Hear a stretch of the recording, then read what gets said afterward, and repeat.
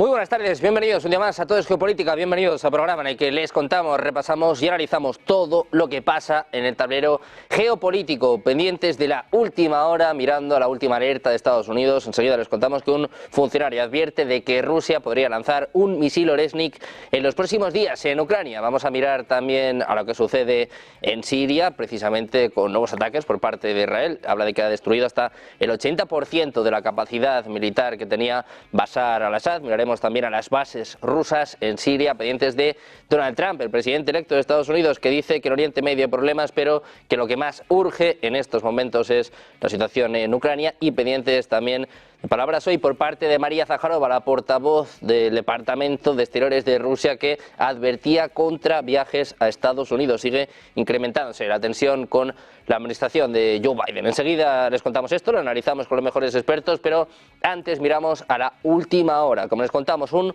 funcionario de Estados Unidos advierte de que Rusia podría lanzar un nuevo misil experimental Oresnik en Ucrania en los próximos días. Es lo que informa citando a una fuente de inteligencia de Estados Unidos anónima, Associated Press. Por otra parte, Washington considera que el uso de este nuevo misil por parte de Moscú es una táctica de intimidación más que un cambio radical en el prolongado conflicto en Ucrania. El funcionario anónimo afirmó además que Rusia dispone actualmente de un pequeño número de misiles Oresnik y añadió que llevan ojivas más pequeñas que otros misiles que Rusia ya ha utilizado contra objetivos en Ucrania. Es la última hora. Estados Unidos, un funcionario habla de que en los próximos días podríamos ver un nuevo lanzamiento de un misil Oresnik en Ucrania. Precisamente sobre estos misiles advertía en las últimas horas el presidente ruso Vladimir Putin. Decía que podrían equivaler a un ataque nuclear, que ya no tendría por qué necesitar armas nucleares. Escuchamos las explicaciones de Putin.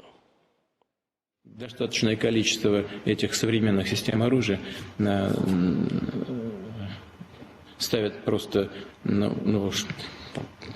грань практически отсутствия необходимости применения ядерного оружия. Поэтому мы ведем себя достаточно аккуратно по всем направлениям. Я бы сказал, даже сдержанно, но там, где нужно, проявляем необходимую волю и на государственном уровне, и на уровне граждан Российской Федерации, которые живут здесь и хотят, чтобы здесь жили их дети, и считают Россию своей родиной. Готовы все сделать для ее укрепления. Мы живем в каких реалиях? Проведение специальной военной операции. Miramos también a Siria, en este caso de nuevo Rusia, en este caso Dmitry Peskov dice que la toma de los territorios sirios en los altos del Golán por parte de las fuerzas de defensa de Israel no ayuda a estabilizar la situación en la región. Es lo que señala este miércoles el portavoz oficial del Kremlin. Decía que ciertamente los ataques, las acciones en el área de los altos del Golán, en el área de la zona de amortiguamiento, es poco probable que contribuyan a estabilizar la situación en una Siria ya de por sí desestabilizada. El vocero afirmó que a Moscú le gustaría ver una rápida estabilización de la situación en el país árabe para luego alcanzar algunas perspectivas de llevar la situación a una dirección legal. Peskov agregó que las autoridades rusas están siguiendo atentamente todo lo que está sucediendo en Siria y partirán de las realidades que se desarrollen en el terreno. Manifestó que el Kremlin mantiene contactos con quienes actualmente controlan la situación en Siria después de la renuncia a la presidencia de Bashar al-Assad. Dice que es esencial porque sus bases están ubicadas allí y sus misiones diplomáticas también están allí. Miramos también a María Zakharova, la portavoz del Ministerio de Asuntos Exteriores de Rusia. Ha declarado este miércoles que el departamento del que forma parte ha aconsejado a los ciudadanos de su país no realizar viajes turísticos a Estados Unidos y a los que ella describió como sus satélites, en particular Canadá y algunos miembros de la Unión Europea. En una conferencia de prensa, Zakharova advirtió que tales visitas podrían conllevar graves riesgos, ya que las relaciones entre Rusia y Estados Unidos están al borde de la ruptura. Además, acusó al presidente saliente de Estados Unidos, Joe Biden, y a su administración de trabajar literalmente en modo de emergencia para asegurarse de que Moscú no triunfe en Ucrania, incluso si eso significa tener que prolongar la agonía de este último país.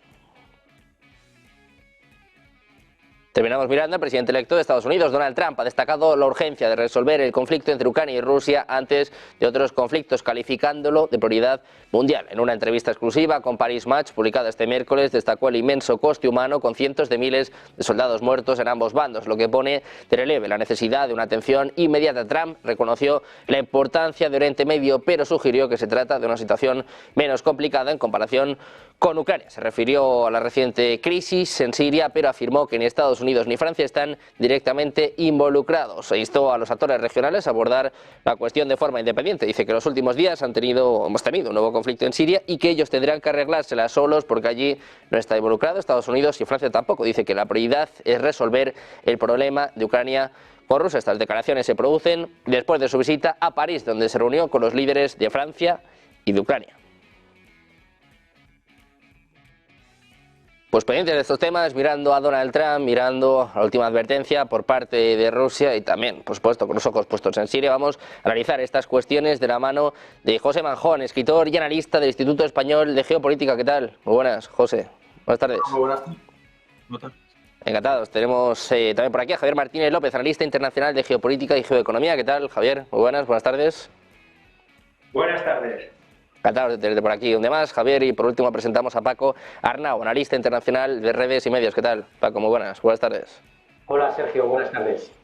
Bueno, pues con muchos temas que abordar, muchos conflictos abiertos, desgraciadamente, cada vez más, todos mirando al 20 de enero, pero mientras tanto una tensión mundial pues prácticamente sin precedentes. Si os parece, empezamos mirando a Siria. Paco, si te parece, empezamos contigo, después de la caída de Bashar al-Assad, de esta rebelión que llaman algunos, que en apenas 12 días ha derrocado al presidente sirio. Ahora hay, bueno, primeras reacciones, primeras declaraciones por parte de Rusia. Peskov advierte sobre Israel, sobre estos avances. Decía yo que han destruido hasta el 80% de la capacidad militar que tenía Bashar al-Assad, y también se habla ya de la destrucción de la armada, de la flota armada de Siria. Te quiero preguntar por esto, Paco, ¿qué está haciendo Israel en Siria y sobre todo pues hasta dónde puede llegar esta situación después de lo que hemos vivido ya en los últimos días? Bueno, Israel está aprovechando la situación, una situación provocada por ellos mismos, puesto que llevan ya más de una década apoyando a los islamistas salafistas en Siria desde que provocaron la guerra civil hace más de una década, ¿no? Y están aprovechando además para ocupar territorio sirio más allá del Golán, de los Altos del Golán, que son territorio sirio invadido por Israel, no lo olvidemos, pero han ido más allá, han avanzado hacia el este y han ocupado una franja de territorio importante para tomar posiciones más cerca aún de Damasco. Y además están aprovechando para destruir casi por completo, como bien has anunciado o has adelantado, la capacidad de combate de lo que era el ejército sirio, con lo cual hipoteca a medio y largo plazo que Siria vuelva a ser un país soberano, ¿no? Lo que ha pasado en Siria es, en resumen, porque hablando de Israel, Israel aplicó en Siria la máxima esta del enemigo de mis enemigos es mi amigo, apoyó a la insurgencia islamista creada en torno a los terroristas del ISIS y Al-Qaeda, no lo olvidemos, cosa que también ha hecho Estados Unidos y Turquía, y han provocado que, bueno, que la situación desemboque en que estos tomen Damasco. Aquí nadie ha ganado una guerra, quiero aclarar, porque la guerra civil en Siria, o la guerra en Siria, mejor dicho, comenzó hace más de una década, y a consecuencia de ello Siria es un país dividido, balcanizado, con los kurdos aliados de Estados Unidos al norte, con islamistas aliados de Turquía también al noroeste, con tropas invasoras estadounidenses al este, que entraron desde Irak, cuyo fin principal es robar petróleo, casualmente son las zonas con mayor producción de crudo de Siria, y al oeste tenemos a los grupos islamistas cuyo germen fue Al-Qaeda y el ISIS, ¿no? En torno a Idlib. Y estos, bueno, pues han implantado implantaron hace tiempo ya una especie de Estado Islámico salafista, enemigos acérrimos de la resistencia palestina, de la resistencia libanesa, enemigos de Irán y enemigos de Siria y de Rusia, del gobierno sirio y de Rusia. Es decir, lo que han provocado aquí es una nueva Libia, es decir, un país destruido, balcanizado, y que va para largo el que vuelva a ser una potencia regional. Es decir, ya es un país, va a seguir siendo un país dividido por mucho tiempo, ¿no? En facciones religiosas y en apoyos, y con sus respectivos apoyos de potencias extranjeras. con lo cual el resto que quedaba de Siria como Estado soberano ha desaparecido. Y por otra parte hay algo muy preocupante, ¿no? Estamos viendo todos los días multitud de vídeos de atrocidades grabados por ellos mismos de los terroristas de Al-Qaeda y el ISIS en Damasco y otras zonas, ejecuciones sumarias, apuñalamientos, linchamientos públicos, etcétera. Esto no se está viendo en la mayoría de los medios de comunicación occidentales. Me imagino que ya sabemos por qué, porque son sus aliados. Pero vamos a una situación muy peligrosa, porque claro, Siria es un país en el que hay una minoría cristiana importante, es una de las cunas del cristianismo desde hace más de 2 milenios, y vamos a ver qué pasa en Siria con los cristianos, como pasó en Irak, ¿no? Donde había una importante minoría cristiana que fue objeto de persecución y asesinatos y acabó en una diáspora, en gran medida también hacia Siria. Muchos de ellos están ahora en Siria, junto con los cristianos sirios, considerados enemigos por los salafistas del ISIS y Al-Qaeda. Por otra parte, ¿qué va a pasar con las minorías étnicas? Siria era un estado multiconfesional o no confesional, que respetaba al conjunto de las confesiones religiosas, pero además al conjunto de las etnias, fueran o no mayoritarias o fueran más o menos minoritarias. Y por otra parte, ¿qué va a pasar con las mujeres en Siria? Siria era un estado que defendía los derechos de las mujeres. Y ya estamos viendo cómo se intenta reimplantar el velo islámico, una especie de burka con toda la cara tapada. Y bueno, estamos viendo cómo van a pretender implantar en las zonas que controlan en Siria los de Al-Qaeda y el ISIS, empezando por la capital, lo que ya han hecho en Idlib, ¿no? Donde hay escuelas de mujeres islamistas donde están tapadas de pies a cabeza y donde no se respetan los derechos de la mujer, ¿no? En fin, vamos a ver qué pasa en Siria. Claro, hay que responder claramente además a estos que han anunciado que Siria ha sido liberada de una tiranía, empezando por Netanyahu, por cierto. Una frase macabra, ¿no? Diciendo que los sirios han liberado de la tiranía opresora de Al-Assad, ¿no? Esto lo dice Netanyahu. Y bueno, gran parte de las cancillerías occidentales que se han alegrado por la caída del régimen de Al-Assad. Pero claro, se alegran por la caída de un régimen que respeta los derechos de las mujeres, que respeta a los cristianos y aplauden la llegada de un régimen que va a implantar la Sharia y las leyes islámicas y que además va a romper el eje de la resistencia frente a Israel, ¿no? En la zona. Pues muchas preguntas, desde luego, sobre el futuro de Siria, también por qué ahora están apoyando a organizaciones que eran terroristas hasta hace apenas unas semanas. Es también una cuestión a tener muy en cuenta. Javier, te quiero preguntar por esto, ¿qué ha pasado en Siria y sobre todo cuál es su futuro, ¿no? ¿Qué puede pasar a partir de ahora y qué está haciendo Israel? Que dice que no va hacia Damasco, pero bueno, de momento sí que está ocupando bastantes posiciones. Desgraciadamente, parafraseando la caída y la desaparición de Cartago con esa frase que decía Cartago de lenta es, yo diría Siria de lenta es decir, Siria va a desaparecer como entidad. Se me viene a la cabeza un plan que tenía el gobierno israelí en el año 82, el plan sionista para Oriente Medio, el plan de Oded Ginon.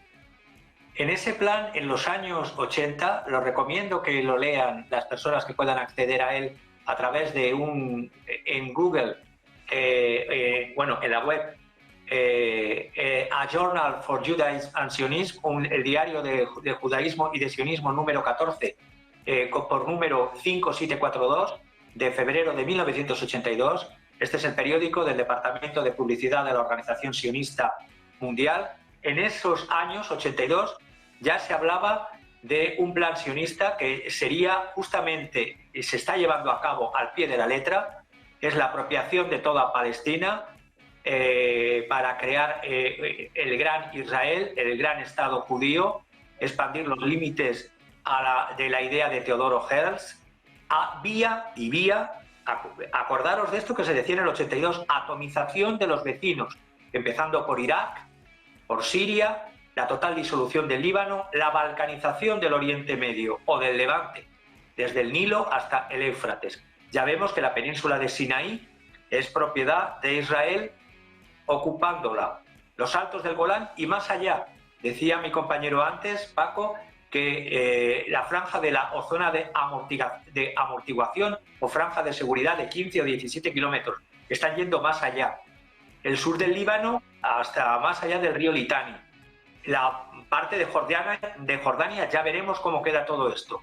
Y en este plan está el dividir, destrozar, desaparecer Siria, dividiéndolo en partes. Una zona alauita que Rusia pretende conservar en torno a Tartus y Latakia, una república islámica sunita en base a todos estos terroristas alabados como rebeldes libertadores ahora por Occidente. Mientras estaba celebrando el aquelarre en Notre Dame, los cortacuellos estaban avanzando, aplaudiéndolo como focas todos los occidentales. Y por último, una zona, si es que Turquía lo permite, bajo control kurdo. A todo esto termino pensando, y con desgracia para el pueblo sirio, Rusia, ¿qué ha hecho? Rusia ni Irán han hecho, porque hasta el propio Al-Assad se ha ido, se ha despedido a la francesa, es decir, sin una alocución a su pueblo. Es decir, intentan salvar el pellejo. Saddam Hussein al menos se dirigió a su pueblo, luego fue despellejado vivo. También es verdad. Rusia está llena de ciudadanos israelíes y hay sionistas entre los oligarcas y entre los políticos de Rusia. Y esto de un canje entre Siria y Ucrania, ya veremos qué parte de verdad tiene, porque iría en beneficio de sionistas rusos. Así que yo veo todo esto, la advertencia a Israel por la ocupación de territorios sirios por parte de Rusia es una teatralización que tiene que hacer, pero las cartas ya estaban echadas cuando hubo la reunión, la cumbre de Kazán con los BRICS Plus, y luego los devaneos, titubeos de Al-Assad, escuchando lo que le contaban los países árabes y lo que le contaban Estados Unidos de si abandonaba alianzas. Y a todo esto, la única traicionado y la única víctima, una vez más, es el pueblo, y en este caso, el pueblo sirio.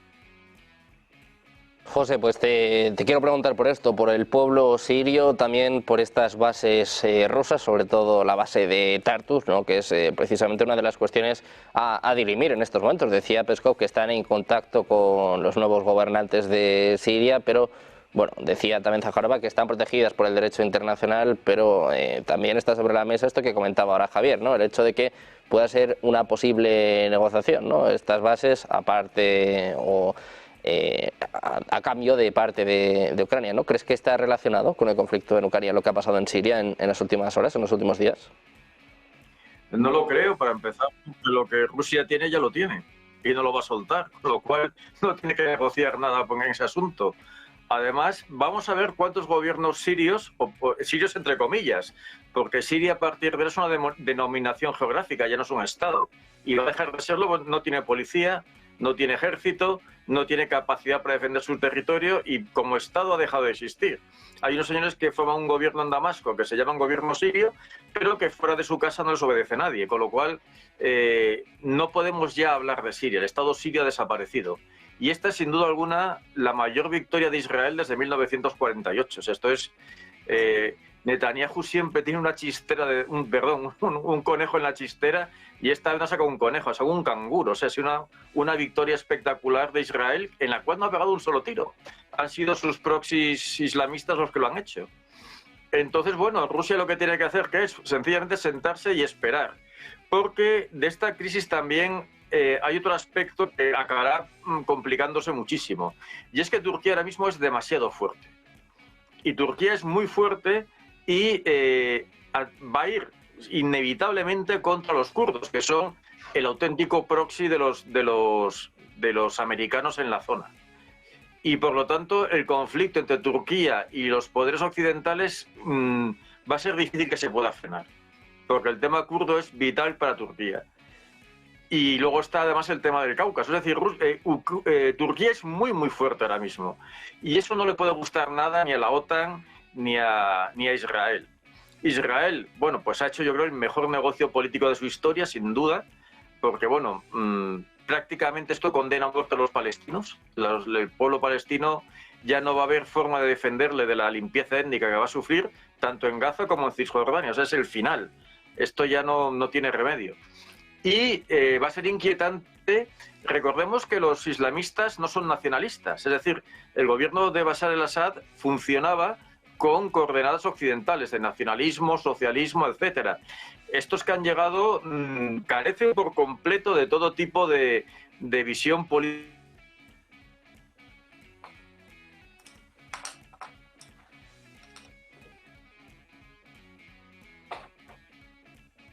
Pues enseguida recuperamos a José. Estamos analizando la tensión, la situación en Siria, mientras seguimos pendientes de las últimas horas. En este caso está hablando el presidente ruso, Vladimir Putin, en esta conferencia sobre inteligencia artificial, que podían seguir la señal de Negocios Televisión. Está instando a Rusia a ser líder también en esta materia. El presidente ruso, Vladimir Putin, precisamente está llamando este miércoles a un desarrollo independiente de la inteligencia artificial en Rusia. Dice que puede determinar el futuro del país. En su intervención en la conferencia internacional celebrada en Moscú, el presidente ruso ha destacado la importancia de la inteligencia artificial para mejorar las capacidades de defensa del país, impulsar el desarrollo económico y social y fomentar la innovación. Decía literalmente, Rusia debe convertirse en un líder mundial, no solo en la creación, sino también en la escala de aplicación de la inteligencia artificial en todas las esferas de nuestra vida. Decía que es importante que las empresas nacionales pongan rápidamente en práctica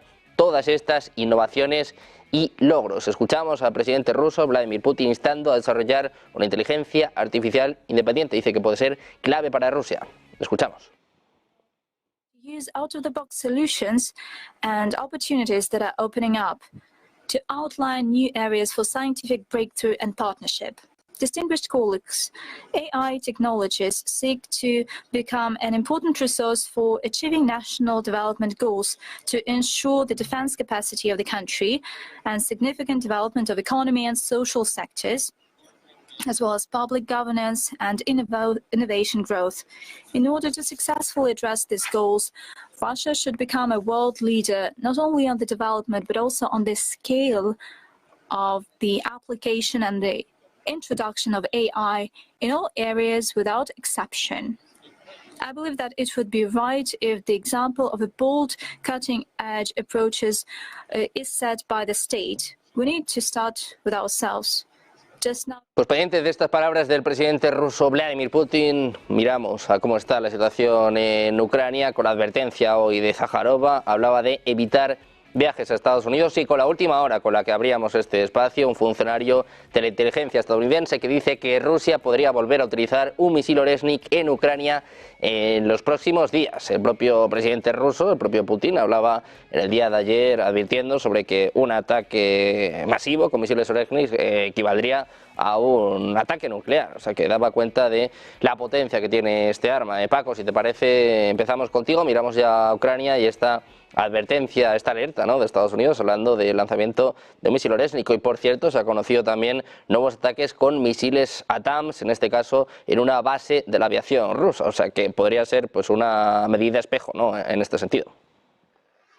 Bueno, se confirma que Rusia está ganando la guerra en Ucrania y no está dispuesta a ceder un milímetro de terreno y va a ir más allá, es decir, va a intentar liberar todas las zonas o los oblasts rusófonos por los cuales inició la operación militar de Rusia en 2022.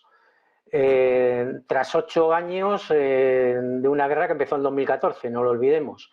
Por otra parte, todo está interrelacionado, ¿no? Lo de Ucrania, lo de Rusia, las tensiones con China, porque estamos ante un conflicto global no declarado, pero sí ante un conflicto global al menos en 3 frentes.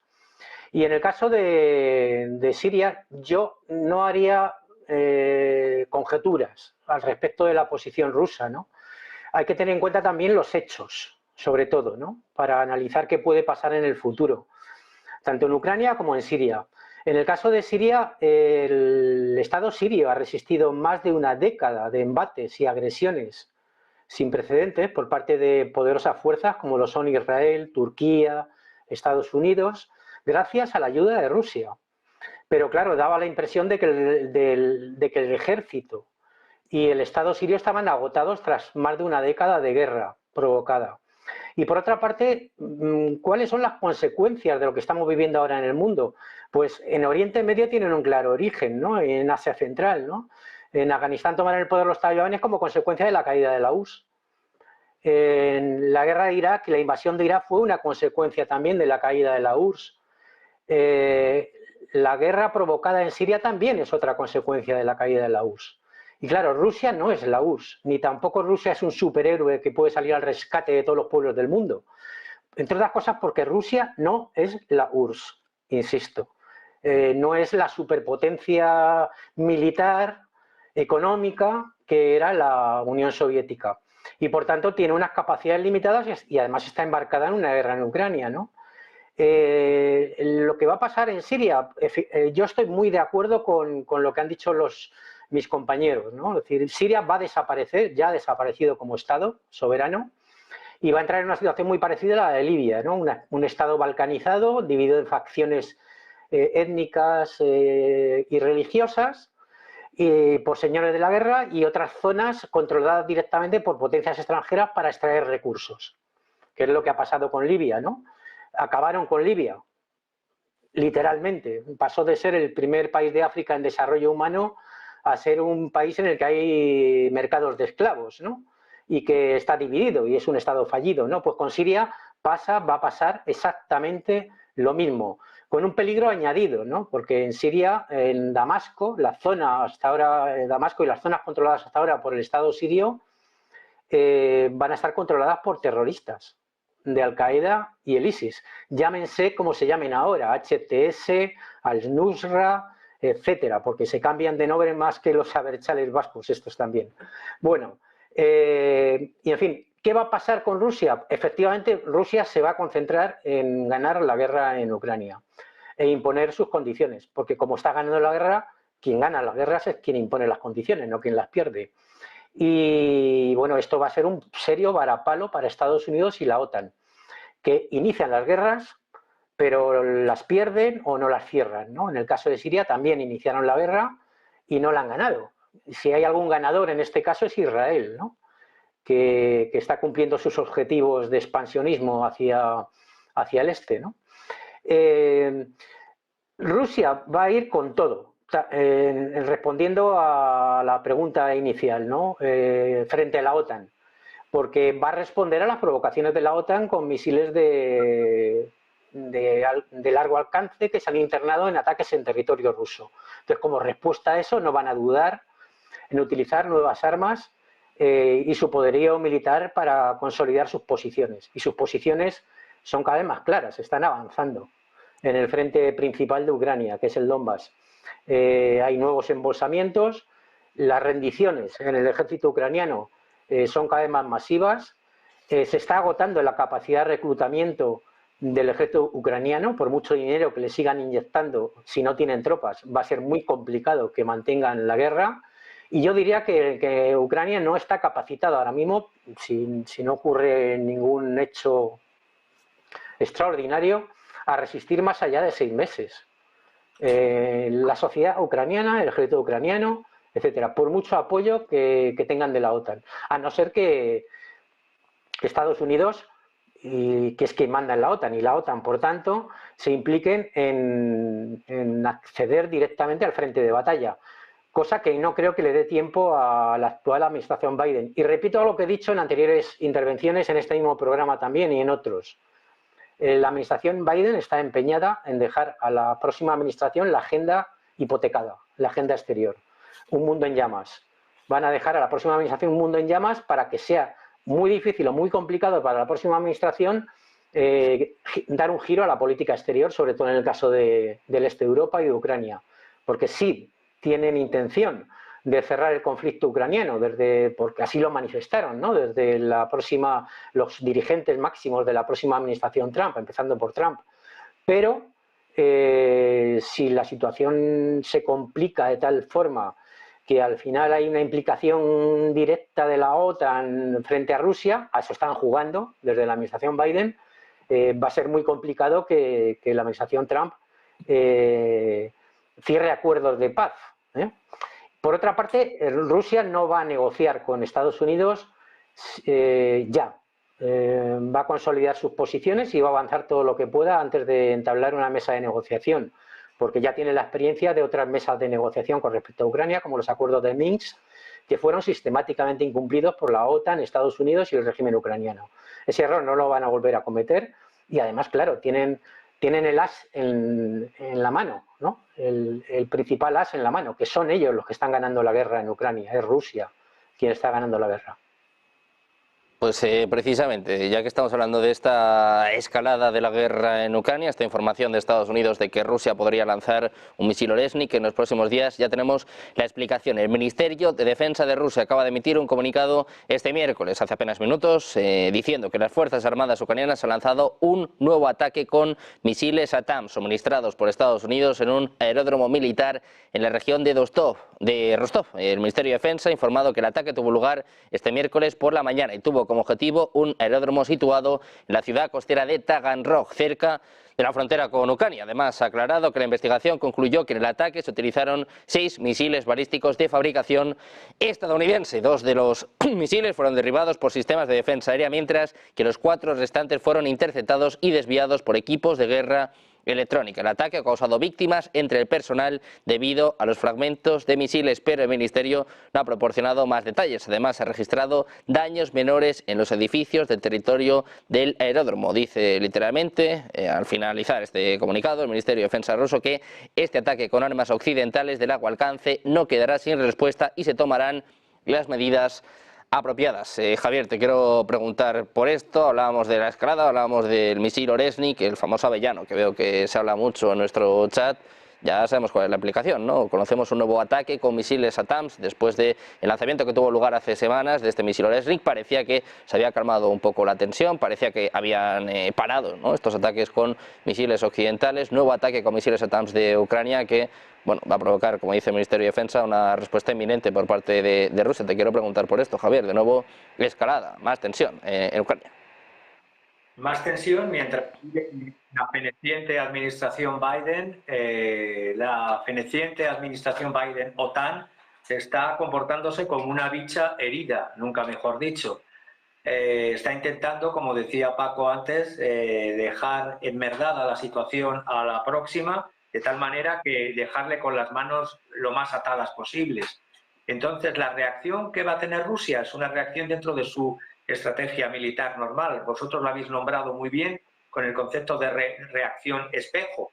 Por lo tanto, no van a caer una avellana, yo creo que van a caer varios avellanos, varios Oresnik en relación a estos 6 misiles ATACMS, que si bien han sido 2 derribados y 4 interceptados, ha habido víctimas y por lo tanto tiene que haber una reacción espejo total. Y también de mi anterior compañero, algo que ha dicho muy bien en relación a la anterior pregunta, que lo comparto: Rusia no es la Unión Soviética, ni para lo bueno ni para lo malo. Y por lo tanto, en relación al anterior tema, que querría hacer una puntualización de la implicación o no, que no conjeturo, sino que veo los hechos, es decir, soy realista político, entonces veo los hechos de cómo se están desarrollando, y la conjetura es una deducción lógica: que un ejército de 200.000 hombres, el de Siria, se haya abstenido de combatir ante 20.000 barbudos y que no se haya hecho ni fuerza previa de aviación contra la caravana de Priscila Barbuda, pues evidentemente esto lo entiendo como que cómo vas a ayudar tú a alguien que está siendo atacado, se hace dejación de la propia autodefensa y decide mejor salir huyendo. Por lo tanto, no hay que culpar al que primero el culpable es el que tenía la responsabilidad de presidir un país que ya estaba ocupado en zonas, un conflicto que estaba en Siria en abierto. Los conflictos en abierto son bombas, son dinamita para el futuro. Los conflictos se resuelven con vencedores y vencidos y contratados, no con congelación de conflictos. Y por lo tanto, lo de Rusia ahora va a ser una reacción espejo y un avanzar, evidentemente, de aquí al 20 de enero y más allá, avanzar en el terreno del Donetsk y todos los terrenos más allá de la línea del río Dnieper. De esta respuesta por parte de Rusia, a la última hora la hemos contado, la recordamos a nuestros espectadores. Ucrania ha lanzado un nuevo ataque con misiles ATACMS, como bien explicaba Javier, hasta 6 misiles de fabricación estadounidense, mientras la inteligencia precisamente de Estados Unidos, que ya debía olerse algo, está hablando de un ataque con misiles Oresnik que se espera en territorio ucraniano en los próximos días. José, te quiero preguntar por esto, nueva escalada de tensión, nuevo ataque con misiles estadounidenses, con misiles ATACMS y bueno, pues esperando cuál va a ser la respuesta de Rusia. ¿Qué esperas tú? ¿Hasta dónde va a llegar esta nueva escalada? Pues me imagino que algo Ucrania da y va a recibir. O sea, va a recibir una respuesta adecuada a ello. Que será un avellano, será un castaño o un roble, no sé lo que va a caer encima. Recordemos que mucho armamento ruso está en fase de experimentación, no solo los Oresniks. O sea, hay cosas por ahí mucho más terribles como el Sarmat que está en ensayo. Cualquiera sabe lo que puede tirar. Vamos a ver, yo creo que a estas alturas es impresionante. A mí lo que más me asombra todo esto, que a estas alturas del juego todavía los políticos occidentales no se den cuenta de con quién se están metiendo. O sea, Rusia como potencia militar y como potencia nuclear es sencillamente temible. Y recordemos que en Ucrania está una pequeña parte del ejército ruso, no está ni muchísimo menos todo el ejército concentrado allí. Y que, en cierta manera, los rusos están combatiendo no al límite de lo que pueden hacer, sino de una manera bastante contenida, porque no les interesa tener ni muchas bajas, ni muchos gastos, ni comprometer su economía. Una movilización general y una guerra abierta implicaría movilizar toda la economía y poner en peligro el desarrollo ruso, con lo cual Rusia, digamos que en cierta manera no es exactamente esto, pero para entendernos, está mandando un cuerpo expedicionario bastante nutrido, pero eso no es el ejército ruso. Entonces, a mí me sorprende bueno, pues la inconsciencia de la OTAN y la inconsciencia de los gobiernos europeos, porque vamos a ver, es que estos señores del otro lado del Dnieper pueden lanzar cualquier cosa, es que tienen una variedad de potencia misilística que además desconocemos. O sea, sabemos que han probado los Armat, pero no sabemos exactamente en qué punto de desarrollo están. Los Oresnik, cuando os cayeron, fueron una auténtica sorpresa. Es decir, que no sabemos qué es lo que hay al otro lado y nos pueden lanzar cualquier cosa. Y en ese sentido, pues bueno, vamos, no debería de asombrarnos porque ya lo hemos visto a lo largo de estos 2 años. Pero yo creo que la inconsciencia y la frivolidad de Occidente es impresionante. Además, la obsesión con dejar un conflicto de larga data, que además no va a poder llevarse a cabo a larga data por una simple cuestión que ya ha dicho Paco. Es que a Ucrania le quedan 6 meses o no sé. Si hay cuerpos expedicionarios y los polacos mandan tal, pues a lo mejor 1 año. Pero no va a durar mucho más. Y si la OTAN interviniese, la OTAN ahora mismo no tiene capacidad para ocupar un frente de ese porte. Es que no la hay. Entonces, bueno, yo no sé muy bien a qué estamos jugando, pero la respuesta rusa pues puede ser otro avellano o puede ser Dios sabe qué. Porque si algo tiene Rusia es capacidad para bombardear como sea. Pero simplemente un ataque de quinjales o de no sé, o de circones, vale. O sea, tampoco hay que ponerse muy exquisito, ¿no? Y bueno, pues a ver a dónde nos llevan estos señores que, no sé, o realmente desean ir a la guerra y quieren una guerra en Europa, que por desgracia es lo que empiezo a temerme. Yo siempre, vamos a ver, cuando te dedicas a estas cosas, siempre le das al otro una cualidad de racionalidad. O sea, tú siempre piensas que los que dirigen estas cosas son gente que piensa fríamente y que tiene unos cálculos, digamos, de pensar en el bien común de su país por puro egoísmo, pero por necesidad. Y yo creo que nos estamos equivocando. Que a esta gente le pasa algo. Bueno, pues desde luego que a esta gente le pasa algo más, le va a pasar si seguimos así con esta escalada. Decía Donald Trump, Paco, te quiero preguntar por ello, que ahora mismo lo que más urge es terminar con el conflicto en Ucrania, pero se lo están poniendo muy difícil. Quiero saber si tú estás sorprendido también pues por lo que estamos hablando, ¿no? Por este nuevo ataque con misiles OTAN. Después de unas semanas de calma, pues vuelve a escalar la tensión. No me sorprende. Yo estoy convencido de que hasta la última hora del 20 de enero, cuando es la toma de posesión de la nueva administración, la administración Biden, no hablo de Biden, sino de quien diablos mande en Estados Unidos, que no se sabe muy bien quién es una especie de amalgama entre el Pentágono y el complejo militar industrial y Wall Street, quien toma las decisiones en Estados Unidos. Obviamente no es Biden, y mucho menos Kamala Harris. Quieren dejar el mundo en llamas a la próxima administración y quieren que el conflicto ucraniano no se cierre, porque ellos saben que Trump prometió durante la campaña electoral, y Vance, el que va a ser su vicepresidente, que optan por un cierre del conflicto en Ucrania, y que es una locura continuar con esa guerra que no está significando más que pérdida de vidas humanas y sobre todo pérdidas económicas en forma de créditos de Estados Unidos y sobre todo pérdidas económicas para el continente europeo, para la Unión Europea, ¿no? Y grandes ganancias para los fabricantes de armas, ¿no? Que son los que pusieron a Biden en la Casa Blanca. Entonces yo soy pesimista de aquí al 20 de enero. Vamos a ver qué pasa a partir del 20 de enero en cuanto a Ucrania y si hay posibilidades de que al menos se inicie un diálogo, lo cual sería un gran avance. Lo he dicho varias veces, pero lo repito. El simple hecho de que haya un diálogo, no hablo ya de negociaciones todavía, sino un simple diálogo entre Rusia y Estados Unidos, las dos superpotencias nucleares, ya sería un paso de gigante de cara a la paz mundial, ¿no? Teniendo en cuenta de qué situación partimos actualmente, ¿no? Que es un mundo cada vez más inestable y al borde de un conflicto mundial, ¿no?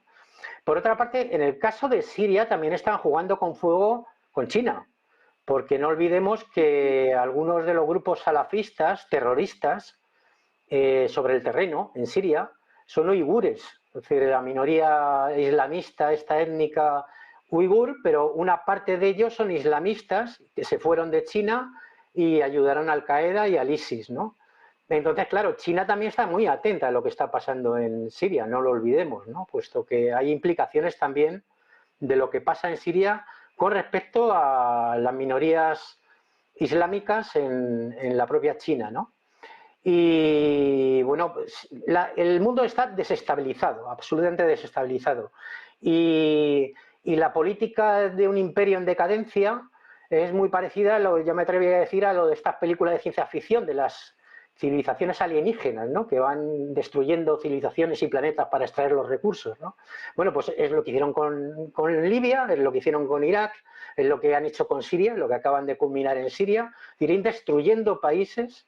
Y no se trata ya tanto de ganar guerras, sino de desestabilizar a todos cuantos podrían ser sus adversarios y convertirlos en estados fallidos, ¿no? Como he dicho al principio.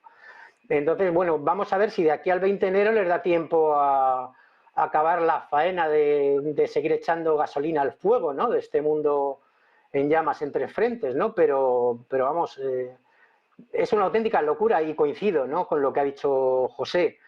Es decir, el papel de los dirigentes europeos no puede ser más lamentable. Son como un borracho, ¿no? Que ha acabado no se sabe dónde, que no sabe ni dónde está ni hacia dónde se dirige, ¿no? Y que además ha perdido las llaves de casa y las llaves del coche. Es decir, eso le está pasando ahora mismo a los dirigentes europeos. Hasta ahora se han limitado a obedecer las órdenes de Washington, pero claro, se da la circunstancia de que han perdido las elecciones en Estados Unidos, porque los dirigentes europeos apostaron por una continuidad de la administración Biden y han perdido en Estados Unidos las elecciones. Entonces, no tienen perspectiva de futuro ni tienen un plan. Simplemente van al albur de los acontecimientos y de lo que decidan otros. En este caso, en el caso de Siria, Turquía, Estados Unidos, y en el caso de Ucrania, lo que decida Estados Unidos y, si me apuran mucho, algo Polonia, pero poco más. Es decir, la guerra de Ucrania es una guerra interpuesta entre Estados Unidos y la OTAN y Rusia por medio de Ucrania y toca su fin. Pues lo que toca a su fin también es la administración de Joe Biden, con un Anthony Blinken que después de mucho tiempo comparecía hoy en el Congreso, de hecho lo está haciendo en estos momentos, ante la retirada de Estados Unidos de Afganistán. Y ojo, a este momento manifestantes le están interrumpiendo ahora mismo. Escuchamos a Blinken. The 2,461 American service members, as well as State Department and USAID employees. Stop killing kids in Gaza! Like I have young kids. You're a father. I don't know how. You can sleep at night when you're killing so many kids. Committee will suspend while the Capitol Police restore order to this committee. The gentleman will continue. As I said, our thoughts are with all of the Gold Star families. They're with the State Department and USAID employees who lost their lives over the course of 20 years of our military involvement in Afghanistan. And I think today especially of the 13 heroes that we lost at Abbey Gate. And I deeply regret that we did not do more and could not do more to protect them. And to those families who are here with us today, you're in my thoughts, in my prayers. I wish that Nicole was here with us today. I'm deeply sorry that she's not. I'm also deeply grateful to the dedicated professionals from the State Department, from the Defense Department, from across the government. Pues este era el momento. Anthony Blinken, secretario de Estado de Estados Unidos, interrumpido por manifestantes ante esta comparecencia sobre la retirada de Estados Unidos en Afganistán, en un momento en el que, bueno, hay ciertos paralelismos también, ¿no?, con lo que está sucediendo en Siria. Pendientes de Anthony Blinken y de su administración, Javier, precisamente te quiero preguntar por esto. ¿Qué está haciendo la administración de Joe Biden? ¿Hasta qué punto está escalando? Y sobre todo, ¿cómo le va a dejar, como bien estaba diciendo ahora Paco, ¿no?, un mundo en llamas a Donald Trump? Se lo van a poner bastante difícil. Es que tiene todo que ver con la guerra que el occidente globalista, las élites globalistas liberales, mal llamadas liberales, que están acostumbradas como al robo, a la rapiña colonialista y al pelotazo de la guerra, están en lucha en un marco con frentes abiertos, pero porque es el marco de esa lucha de estas élites globalistas liberales frente a una estructura en desarrollo de los BRICS Plus, una estructura que pretenden por todos los medios hacerla descarrilar. Y mientras tanto, en este conflicto la gran perdedora es Europa. Cuando hablo de Europa hablo de los europeos. Cuando quiero hablar del engendro, hablo de la OTAN o hablo de la Unión Europea otanizada. Es decir, Occidente es un engendro, Europa es algo por venir si alguna vez viene. Porque Europa es la gran perdedora en manos de estos comisionistas cocainómanos, y no los estoy faltando, los estoy definiendo, que están en las sedes de Bruselas e incluso en ese Parlamento que no sirve para nada, que es el Parlamento Europeo. Las estructuras de desarrollo de la Unión Europea han devenido lo que realmente, cuando estudiaba Derecho Comunitario, no pensaba nunca que llegarían a ser al 100%. Es decir, un instrumento del Plan Marshall para el beneficio de las élites de los Estados Unidos. Pero es que están deviniendo cada vez más claro eso. ¿Dónde queda la Europa de los ciudadanos? ¿Dónde queda la Europa social? ¿Dónde queda la Europa de las empresas europeas? Todo eso está desapareciendo. Está desapareciendo Europa, están desapareciendo las identidades nacionales de todos los países del planeta que no hacen frente, o salvo los que hacen frente, evidentemente, a esta élite globalista occidentalista. Y esto es lo que es el marco que se está definiendo. Todas estas guerras tienen que ver no por interés meramente de tal minoría o de tal otra, son intereses económicos espúreos. Es la preocupación de la democracia en Siria, lavando la cara de terroristas que lo mismo te montan un 11M o por ejemplo, estoy pensando en ese aquelarre que se hizo en Notre Dame, mientras que se estaba haciendo el avance de los barbudos cortacuellos desde Alepo hasta Damasco, lo estaban celebrando como la liberación de esos buenos rebeldes. Es decir, al señor Macron se le ha olvidado Bataclan, se le ha olvidado Charlie Hebdo, se les olvida todo porque no les importa la ciudadanía. La ciudadanía solo importa en tanto en cuanto sirva para legitimar a un político de turno con eso que llamamos esa fictio juris, ficción jurídica, que entonces hace una veintena de años todavía tenía la estructura de ficción, pero tenía algo de realidad, que era unas elecciones. Las elecciones hoy día solo sirven para dar la apariencia de legitimidad a quien va a hacer lo que le dé realmente la gana y, por supuesto, no mirando los intereses del bien común ni de la ciudadanía. Estamos en unas estructuras descompuestas y unas estructuras que se están jugando y arrasando con pueblos, con genocidios, y mientras la ciudadanía, pues evidentemente, como si se nos lleva una riada, no pasa absolutamente nada porque estamos embobados viendo Netflix. Es triste, pero es una pura realidad que me descorazona y espero que en algún momento, eso que hablamos de la ilustración europea, se encienda una neo-ilustración radical que haga que las personas por algún momento utilicen las neuronas y piensen qué se está haciendo de sus vidas.